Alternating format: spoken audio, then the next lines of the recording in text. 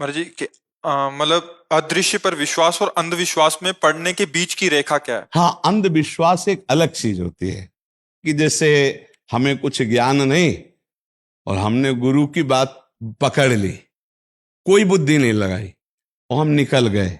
एक तो ये विश्वास की बात हो गई, इसमें कल्याण हो जाएगा कि अब हमें तो कुछ मालूम नहीं और आप हमारे गुरु हो, आप बता दो जो उससे काम हो जाएगा। जैसे एक छोटे से बालक थे जिनका नाम था धन्ना जाट, बड़े महान भगत हुए।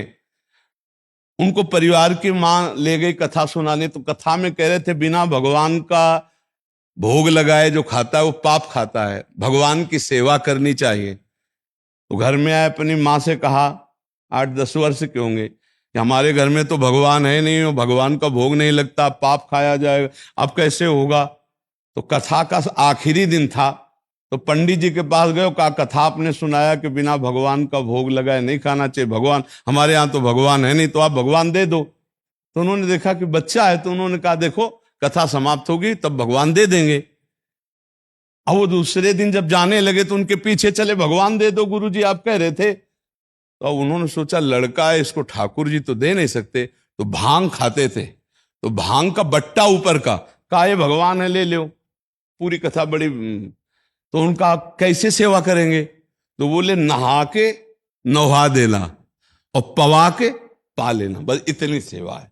और वो इतने खुशी हो, देखो विश्वास है क्या, भांग का बट्टा, इतने खुशी हो गए कि मुझे ठाकुर जी मिल गए, मुझे भगवान मिल गए। घर में गए, नहाया और ठाकुर जी को ना, वही मतलब भांग के बट्टा को ना, और बाजरे की रोटी, गरीब आदमी सामने रखा, पाओ प्रभु। और वहां प्रभु कहाँ।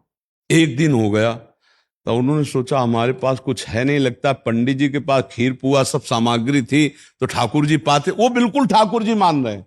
दूसरा दिन हुआ फिर वही बाजरा, तीसरा दिन हुआ फिर वही बाजरे की रोटी। तो वो रो रो करके ऐसे भांग का बट्टा पकड़ा और कहने लगे प्रभु हमारे पास नहीं है कि हम तुम्हें खीर पूड़ी पुआ पवा सके। और गुरु जी ने कहा बिना पवाए पाना नहीं, अगर आप नहीं पाओगे तो हम चाहे मर जाएं लेकिन नहीं पाएंगे। उसी समय श्री कृष्ण प्रकट हो गए, क्योंकि भगवान तो सर्वत्र है ना। भांग के बट्टे की जगह में श्री कृष्ण बैठे हैं, उन्हीं की अवस्था का रूप लेके, और वो और बाजरे की रोटी शुरू कर दी पाना। तो बोले देखो तुम कितने निर्दयी हो, 3 दिन से तो हमें भूख लगी है और हमारे घर में ज्यादा कुछ है नहीं, 1-2 रोटी माँ बना पाती है, गरीब आदमी, पूरी रोटी तुम नहीं पाओगे, आधी हमें दो आधी तुम पाओ।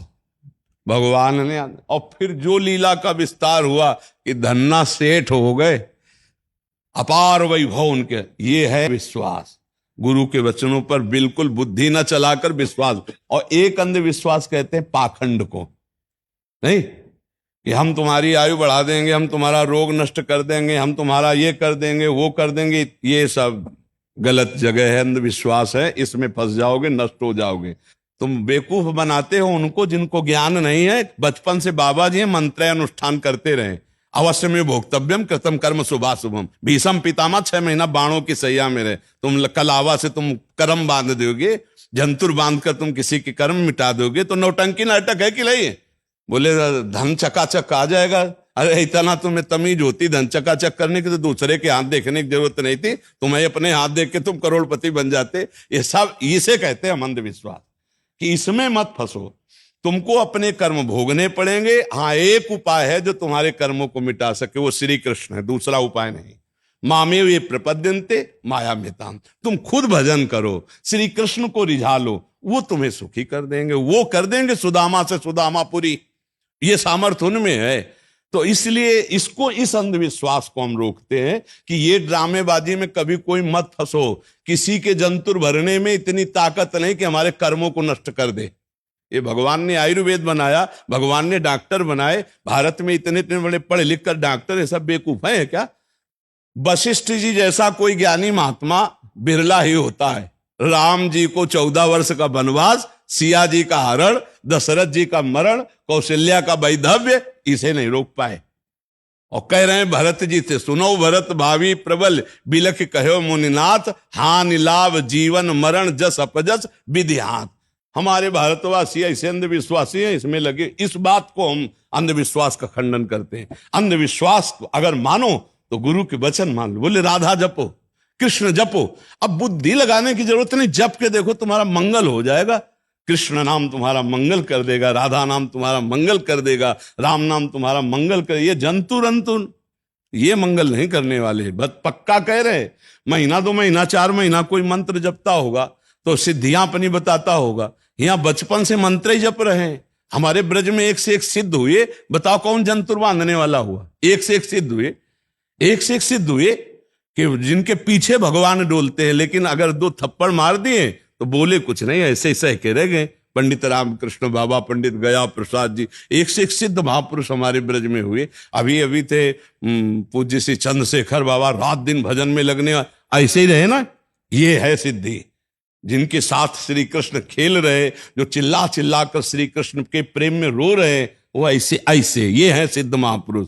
ऐसे तस्मा शास्त्रम प्रमाणमते कार्याकार्यो व्यवस्थित हो, शास्त्र के अनुसार चलो, सबको भगवान नाम जप में लगाओ, सबको धर्म कर्म में लगाओ। स्वयं अच्छे आचरण करोगे तो तुम्हारे पाप नष्ट हो जाएंगे।